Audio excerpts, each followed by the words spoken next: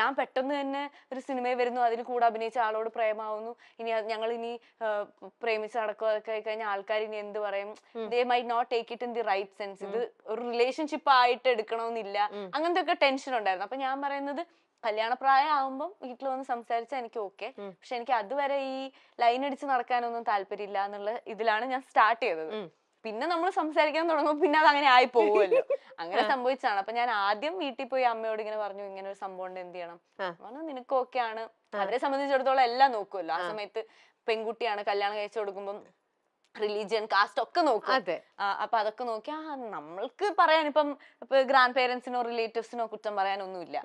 അപ്പം നിനക്കിനി ഓക്കെ ആണെങ്കിൽ it's up to you എന്നുള്ള രീതിയിൽ. അപ്പൊ പിന്നെ ഞാനും ഓക്കെ. ഓ, എന്ത് പെട്ടെന്ന് ഒരു ഗ്രീൻ സിഗ്നൽ പെട്ടെന്ന് ഗ്രീൻ സിഗ്നൽ കിട്ടി, ഒരു ഡ്രാമ ഇല്ലായിരുന്നു. ഒരു കുറച്ച് ഇതിപ്പോ കേട്ട് കഴിഞ്ഞാൽ ഇപ്പൊ എന്റെ മോളൊക്കെ പറയും എന്ത് ലവ് സ്റ്റോറി, ഇതൊരു രസമല്ലേ, ഇതൊക്കെ വേണ്ടേ എന്നൊക്കെ പറയും. ഒരു അറേഞ്ച് മാരേജ് പോലെ തന്നെയായിരുന്നു. പക്ഷേ ഇത് അങ്ങനെ ഇപ്പൊ വെയില് കണ്ടപ്പോൾ ഇങ്ങനെ തോന്നി, ഒരു മുരടൻ പോലെ തോന്നി എന്ന് പറഞ്ഞില്ലേ, ഒരു ജാട പോലെ. അവിടെ നിന്നും അതല്ല, ഇതിന് മനസ്സിനുള്ളിൽ ഒരു സ്വീറ്റ് ആണ്, അല്ലെങ്കിൽ നമുക്കൊരു ഇഷ്ടം തോന്നുമല്ലോ, അതെങ്ങനെയാ പിന്നെ ആ സെറ്റിൽ എങ്ങനെയാ? അല്ല, അത് ആ ഒരു ദിവസം മാത്രമേ ജാടയായിട്ട് തോന്നിയിട്ടുള്ളൂ. പിന്നെ നമ്മൾ കൂടെ വർക്ക് ചെയ്യുമ്പോൾ നമുക്ക് മനസ്സിലാവുള്ളൂ അങ്ങനെയല്ല, സിമ്പിൾ ആയിട്ടുള്ള ഒരാളാണെന്ന് എനിക്ക് തോന്നി. പിന്നെ എനിക്ക് ഭയങ്കര ജെന്യൂൻ ആയിട്ട് തോന്നി. His little short tempered and all, പക്ഷെ ഔട്ട് ഓഫ് ഓൾ ദാറ്റ് നമുക്കൊരാള് മനസ്സിലാവുമല്ലോ, അങ്ങനെയല്ല, എല്ലാത്തിനോടും ഭയങ്കര ഡെഡിക്കേഷൻ ഉള്ള ആളാണ്. ഇപ്പം വർക്ക് ആണെങ്കിലും ഫാമിലി ആണെങ്കിലും എല്ലാത്തിനോടും ഭയങ്കര ജെന്യൂൻ ആണ്. അപ്പൊ അങ്ങനെ ഒരു ഇതെത്തിയപ്പോ ഞാൻ വിചാരിച്ചു, പിന്നെ ഒരുപാട് ആർഭാടങ്ങളോ കാണിച്ചു കൂട്ടലുകളോടോ ഒന്നും താല്പര്യമില്ല. ഇതാണ് ഞാൻ, ഇത്രേ ഉള്ളൂ ഞാൻ എന്ന് പറയുന്ന ഒരാളാണ്. അപ്പൊ പിന്നെ ഓക്കെ ആണ്, അത് അങ്ങനെയാണ് എനിക്കും താല്പര്യം. ആ ഒരു ലൈൻ. എനിക്ക് ഒരു ദീപകിന്റെ സ്ക്രീനിൽ കാണുമ്പോഴും ദീപക് ഓരോ ക്യാരക്ടർ പ്ലേ ചെയ്യുമ്പോഴും എനിക്ക് ഭയങ്കര ഇഷ്ടമുള്ള ഒരു ആക്ടറാണ് ദീപക്. അത് ഈ പറയുന്ന പോലത്തെ ജെനുവിൻ ആയിട്ടുള്ള ഒരു സംഭവം ഓരോ ക്യാരക്ടറിലും വരും. വളരെ ഈസി ആയിട്ടാണ് എല്ലാ സംഭവവും ദീപക് ചെയ്യാറുള്ളത്. അത് ഏത് ക്യാരക്ടർ കൊടുത്തു കഴിഞ്ഞാലും കറക്റ്റ് നമുക്ക് തോന്നും ആ കഥാപാത്രമാണ് ദീപക്, അതുപോലെ നമുക്ക് ശരിക്കും റിലേറ്റ് ചെയ്യാൻ തോന്നുന്ന ഒരു ഇത് തന്നെയാണ്. അപ്പൊ ഇത് പറഞ്ഞപ്പോ അത് തന്നെ പെട്ടെന്ന് തോന്നിയത്. ഈ ശരിക്കും ദീപക് എന്ന് പറയുന്ന ആള് എത്രത്തോളം ഭയങ്കര കെയറിങ് ആണോ, എക്സ്പ്രസീവ് ആണോ, എങ്ങനെയാണ് ആ ഒരു? എക്സ്പ്രസീവ് കുറച്ച് കുറവാണ്. അങ്ങനെ സ്നേഹവും മറ്റേ റൊമാൻറ്റിക്സ് അങ്ങനെ പ്രകടിപ്പിക്കുന്ന ഒരാളല്ല. ആദ്യമൊക്കെ നമ്മൾ തമ്മിൽ ഉണ്ടാവുന്ന അടികൾ മോസ്റ്റ്ലി അങ്ങനെയായിരുന്നു. ബിക്കോസ് ഞാൻ അങ്ങനത്തെ ഒരാളാണ്. ഞാൻ ഭയങ്കര എക്സ്പ്രസീവ് ആണ്. സങ്കടം വന്നാലും ദേഷ്യം വന്നാലും സ്നേഹം വന്നാലും. പിന്നെ നമ്മൾ ഒരു സ്റ്റേജ് എത്തുമ്പോൾ നമുക്ക് മനസ്സിലാവും ഇയാളെ എക്സ്പ്രസ് ചെയ്തില്ലെങ്കിലും ഉള്ളിന്റെ ഉള്ളിൽ എന്താണെന്ന് നമുക്ക് മനസ്സിലാവുമല്ലോ. അങ്ങനെയാണല്ലോ എനിക്ക് തോന്നുന്നു എല്ലാ മാരേജും അല്ലെങ്കിൽ എല്ലാ ലോങ് ടേം റിലേഷൻഷിപ്പിലും ഒരു പോയിന്റ് എത്തുമ്പോഴാണ് കറക്റ്റ് സിങ്ക് ആവുന്നത്. അപ്പൊ നമ്മളിപ്പോ ആ ഒരു ഇതിലെത്തി എനിക്ക് മനസ്സിലായി. അങ്ങനെ എക്സ്പ്രസ് ചെയ്യുന്ന ഒരാളല്ല, പക്ഷെ എന്ന് വെച്ചാൽ സ്നേഹം ഇല്ലാത്ത ആളുമല്ല. ബാലൻസ് ചെയ്ത് ഞാൻ മറ്റേ ഓവർ എക്സ്പ്രസീവ് ആയതുകൊണ്ട് എക്സ്പ്രഷൻസിന് കുറവൊന്നുമില്ല വീട്ടിൽ. പക്ഷെ അങ്ങനെയുള്ളപ്പോ തന്നെ ചിലപ്പോ തോന്നില്ലേ, ഇപ്പം അപർണ ഒരേ സൈഡിൽ ഭയങ്കര ഓവർ എക്സ്പ്രസീവ് ആണ്, അല്ലെങ്കിൽ അപ്പം എപ്പോഴെങ്കിലും ഒരു മൊമെന്റില് ഓപ്പോസിറ്റ് നിൽക്കുന്ന ആൾ ഒട്ടും തന്നെ എക്സ്പ്രസീവ് അല്ലാത്തപ്പോഴേ ഒരു നേരമെങ്കിലും ഒന്ന് എക്സ്പ്രസീവ് ആയിരുന്നെങ്കിൽ. അങ്ങനെയൊക്കെ മുമ്പൊക്കെ എനിക്ക് ഭയങ്കരമായിട്ട് തോന്നുമായിരുന്നു. മുമ്പ് മറ്റേ ഞാൻ അതിന്റെ പേരിലാണ് എപ്പോഴും അടി ഉണ്ടാക്കുന്നത്. ഞാൻ അങ്ങനത്തെ ഒരാളാണ്. ഞാൻ മറ്റേ പ്രോപ്പർ ഈ പൈങ്കിളി ലവ് സ്റ്റോറിയിലൊക്കെ കാണുന്ന കാമുകി പോലത്തെ ആളായിരുന്നു. മറ്റേ മെസ്സേജ് അയച്ചില്ല, എന്തെന്നെ വിളിച്ചില്ല അങ്ങനെ ചോദിക്കുന്ന ആളായിരുന്നു. പക്ഷെ ഒരു പോയിന്റ് കഴിഞ്ഞപ്പോ എനിക്ക് മനസ്സിലായി അത് നമ്മള് അടി ഉണ്ടാക്കല് മാത്രമേ ഉള്ളൂ.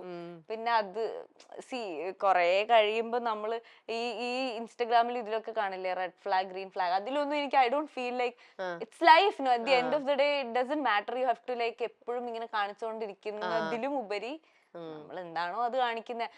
പിന്നെ വേറൊരു വ്യത്യാസം എന്താന്ന് വെച്ച് കഴിഞ്ഞാൽ, ഞാൻ മുമ്പൊക്കെ റിലേഷൻഷിപ്പ് തുടങ്ങിയ സമയത്ത് ദീപക് എന്നോട് പറയായിരുന്നു, രാത്രി കിടക്കുന്നതിന് മുമ്പ് ഞാൻ പറയായിരുന്നു, എന്നെ എത്ര ലേറ്റ് ആയാലും വിളിച്ചോട്ടോ, ഞാൻ എടുക്കുക, ഞാൻ ഫോൺ റിങ്ങിൽ വെച്ച് കിടക്കാന്നൊക്കെ പറയായിരുന്നു. ഇപ്പൊ ഞാൻ പറയും എന്നെ വിളിക്കല്ലേ, ഞാൻ കിടന്നുറങ്ങാൻ, എന്നെ ശല്യം ചെയ്യല്ലേ, അങ്ങനെ എനിക്ക് ചേഞ്ചസ് ഉണ്ട്. പക്ഷെ ദീപകണ്ണൻ അന്നും പറയായിരുന്നു ഞാൻ ഉറങ്ങാൻ പോണ എന്നെ വിളിച്ച് ശല്യം ചെയ്യരുത്.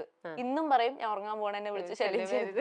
അപ്പൊ എനിക്ക് അന്ന് അത്രയും കാണിച്ചു കൂട്ടിയത് തുടക്കത്തിന്റെ ഒരു ഇതാണ്. പോകെ പോകെ ഞാൻ എന്റെ സ്ഥിരം ഐ മീൻ റിയൽ സ്വഭാവം കാണിച്ചു. പക്ഷെ ആൾ അന്ന് എന്താണോ അത് തന്നെയാണ് ഇപ്പോഴും. അപ്പൊ പിന്നെ ഓക്കെ ആണ്, അത് മതി. ഒരുപാട് ഞാനാണ് ഓവറായി കാണിച്ചോണ്ടിരുന്നത്. അപ്പം ഐ ഫീൽ ദാറ്റ് ഈസ് അതെനിക്ക് ബെറ്റർ. തോന്നുന്ന ഒരു ഗേളിന്റെ ഒരു പെർസ്പെക്റ്റീവും ഒരു ബോയുടെ ഒരു ഇതും വ്യത്യാസം ഉണ്ടാവും. പിന്നെ ആ ഒരു ഏജിലും ഒക്കെ ആകുമ്പോഴത്തേക്കും നമ്മൾ ആ ലൈഫിനെ കാണുന്നത് ഇതൊക്കെ ഒരു ലൈഫിൽ ഫസ്റ്റ് ടൈം വരുന്നതാകുമ്പോഴത്തേക്ക് ഈ സിനിമയും ഓരോന്നും കണ്ടിട്ട് അതൊക്കെ കുറെയൊക്കെ ഇൻഫ്ലുവൻസ് ചെയ്യുമല്ലോ. അപ്പൊ നമ്മൾ വിചാരിക്കും ഇതാണ് റിയൽ ലൈഫിലും ഇങ്ങനെ എന്നൊക്കെ വിചാരിച്ചിട്ടുള്ള ആ ബാലിശമായ ഓരോ അങ്ങനത്തെയൊക്കെ ആവുള്ളായിരിക്കും അന്ന് അങ്ങനെ ആവാൻ കാരണം. ഇപ്പം ഇന്നിപ്പോ ലൈഫിലേക്ക് കയറി ഓരോന്നോരോന്നും പഠിച്ചു, റിയൽ ലൈഫ് എന്താന്ന് മനസ്സിലായി. സോ എല്ലാം അങ്ങനെ വളരെ നോർമൽ ആയിട്ട് കൊണ്ടുപോകണം. ഇന്നിപ്പോ നിങ്ങൾ രണ്ടുപേരും ഒരേ ഇൻഡസ്ട്രിയിൽ തന്നെ നിൽക്കുന്നു, രണ്ടുപേരും പ്രൊഫഷണൽസ് ആണ്, രണ്ടുപേരും ഈ പറയുന്ന പോലെ രണ്ട് ക്യാരക്ടറിലുള്ള മനുഷ്യരുമാണ്. എന്നാൽ ഇപ്പൊ ഒരു പ്രൊഫഷണൽ ഇതിൽ നോക്കിക്കഴിഞ്ഞാൽ അപർണയാണോ കൂടുതൽ ഡെഡിക്കേറ്റഡ് ആയിട്ടുള്ള ഒരു പ്രൊഫഷണലി അതോ ദീപക് ആണോ? ഐ തിങ്ക് രണ്ടുപേരുമാണ്. ഞാനങ്ങനെ ബിക്കോസ് എന്നെ സംബന്ധിച്ചിടത്തോളം ഞാനും ഈ പറഞ്ഞ ഒരുപാട് ആഗ്രഹിച്ചു വന്ന ആളാണ്. സെയിം ഹീസ് ഓൾസോ ഭയങ്കര ആഗ്രഹിച്ചു വന്ന. പിന്നെ നമുക്ക് ആരും ഈ ഒരു ഹെൽപ്പോ അങ്ങനെ ഒരു ഫ്രണ്ട് ആയതുകൊണ്ട് ഈ സിനിമയിൽ അഭിനയിച്ചോന്ന് പറയാം അങ്ങനത്തെ ഒന്നുമില്ല. നമ്മള് ഇപ്പോഴും എന്താ പറയാ അടുത്തൊരു സിനിമയ്ക്ക് വേണ്ടി വെയിറ്റ് ചെയ്യുന്നു, അല്ലെങ്കിൽ അടുത്ത സിനിമയ്ക്ക് ഇനി ഓഡീഷൻസ് ഉണ്ടെങ്കിൽ പോകാൻ റെഡിയാണ്, അടുത്ത സിനിമയ്ക്ക് ഇങ്ങനെ ബോഡി ചെയ്യണം എന്ന് പറഞ്ഞാൽ ഫുൾ റെഡിയാണ് രണ്ടുപേരും. അപ്പൊ ഐ തിങ്ക് ഈക്വലി രണ്ടുപേരും ഡെഡിക്കേറ്റഡ് ആണ്. അങ്ങനെ ദീപകൻ ഡെഡിക്കേറ്റഡ് ആണെന്ന് പറഞ്ഞാൽ ഞാൻ എന്നെ തന്നെ ഈ ഒരു കാര്യത്തിൽ എനിക്ക് അങ്ങനെ പറയാൻ ബുദ്ധിമുട്ടുണ്ട്. ബിക്കോസ് എനിക്ക് ഭയങ്കര ആഗ്രഹമായിരുന്നു സിനിമയിൽ വരാൻ. അപ്പം ഈക്വലി രണ്ടുപേരും ഡെഡിക്കേറ്റഡ് ആണ്. ഓക്കെ. അപ്പൊ ദീപക്കേട്ടാന്ന് വിളിക്കണേ? ദീപക്കേട്ടൻ. നിങ്ങൾ തമ്മിൽ എത്ര ഏജ് ഡിഫറൻസ്? അത് പറഞ്ഞാൽ ഉണ്ട്, ഒരു 7 years ഡിഫറൻസ് ഉണ്ട്.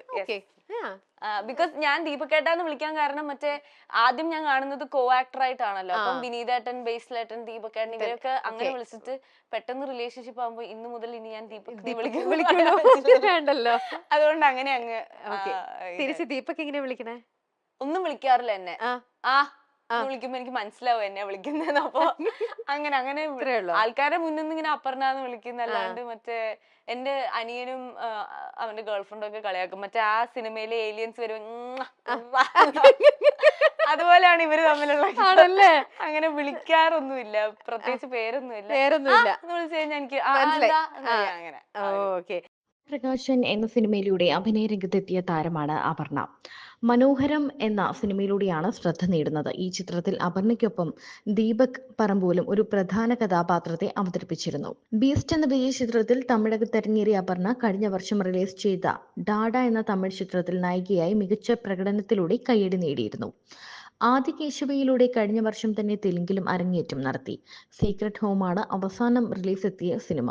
മാളികപ്പുറം ടീം ഒന്നിക്കുന്ന ആനന്ദ് ശ്രീബാലയാണ് പുതിയ പ്രോജക്ട്. മാളികപ്പുറം എന്ന ചിത്രത്തിന്റെ തിരക്കഥ എഴുതി ഒരുക്കി വിഷ്ണുവിനെ സംവിധാനം ചെയ്യുന്ന ചിത്രത്തിൽ അപർണയും അർജുൻ അശോകനുമാണ് പ്രധാന വേഷത്തിൽ എത്തുന്നത്. അപർണയുടെയും ദീപകിന്റെയും വിവാഹം സോഷ്യൽ മീഡിയ ഏറെ ആഘോഷമാക്കിയിരുന്നു. കാരണം ഇവരുടെ പ്രണയം അതുവരെയും പുറത്തുപോലും അറിഞ്ഞിരുന്നില്ല. ആരും അറിയാത്തൊരു പ്രണയകഥയായിരുന്നു അപർണയുടെയും ദീപകിന്റേതും. അപർണ വളരെ സംസാരപ്രിയായ ഒരു പെൺകുട്ടിയാണ്. എന്നാൽ ദീപക് നേരെ ഓപ്പോസിറ്റും. അത്യാവശ്യത്തിന് മാത്രം സംസാരിക്കുന്ന കുറച്ച് ഇൻട്രോവേർട്ടായ ഒരാളാണ് ദീപക്. എന്നാൽ താൻ അങ്ങനെ അല്ലായിരുന്നു എന്നാണ് അപർണ പറയുന്നത്. തങ്ങൾ രണ്ടുപേരും രണ്ട് സ്വഭാവമാണ്. ആദ്യമൊക്കെ തനിക്ക് അത് വലിയ ബുദ്ധിമുട്ടായിരുന്നു, അടിയുണ്ടാക്കാറുണ്ടായിരുന്നു എന്ന് പറയുന്ന അപർണ പിന്നീട് താനും മാറിയെന്ന് പറയുന്നുണ്ട്. ആദ്യമൊക്കെ എത്ര ലേറ്റ് ആയാലും രാത്രിയായാലും സംസാരിക്കണം, വിളിക്കണം എന്നൊക്കെ പറയുന്ന അപർണ ഇപ്പോൾ ഞാൻ ഉറങ്ങുകയാണ്, ശല്യപ്പെടുത്തരുത് എന്ന് അങ്ങോട്ട് പറയാറുണ്ടെന്നും അതുപോലെ തന്നെ ദീപക് തുടക്കം മുതൽ ഇപ്പോഴും ഒരുപോലെയാണ് എന്നും പറയുന്നുണ്ട്. വിനീത് ശ്രീനിവാസന്റെ മലർവാടി ആർട്സ് ക്ലബ് എന്ന സിനിമയിലൂടെയാണ് ദീപക് പറമ്പോൾ സിനിമയിലേക്ക് എത്തുന്നത്. തട്ടത്തിൻ മറയത്ത്, തിര, D company, Kunjiramayanam, Rakshadhikari Baiju, Vishwavikhyatharaya Payyanmar, captain, B Tech, Kannur squad തുടങ്ങി അടുത്തിടെ വമ്പൻ ഹിറ്റായ മഞ്ഞുമൽ ബോയ്സിൽ നിൽക്കുകയാണ് ദീപക് പറമ്പോളിന്റെ അഭിനയ ജീവിതം.